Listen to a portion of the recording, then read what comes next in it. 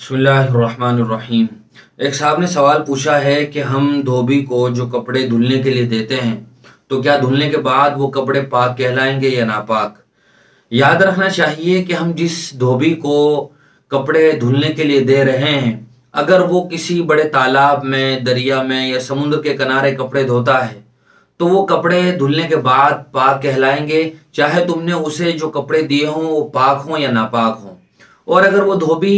Tub में या बाल्टी वगैरह में कपड़े धोता है और वो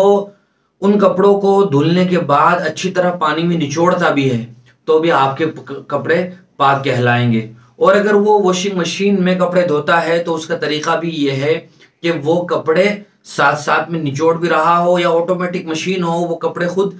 3 बार निचोड़ रही हो तो वो कपड़े पाक कहलाएंगे। अब इसमें किसी किस्म के शक व शुबे की ज़रूरत नहीं है। लेकिन साथ साथ में उलमा ने और मुफ्तियान इकराम ने एक बहुत ही एहतियात वाली बात ये भी कही है कि जब तुम किसी धोबी वगैरह को अपने कपड़े धुलने के लिए दे रहे हो तो बेहतर है कि जो कपड़ा तुम्हारा नापाक हो वो कपड़ा खुद ही उस हिस्से को पाक कर लिया जाए।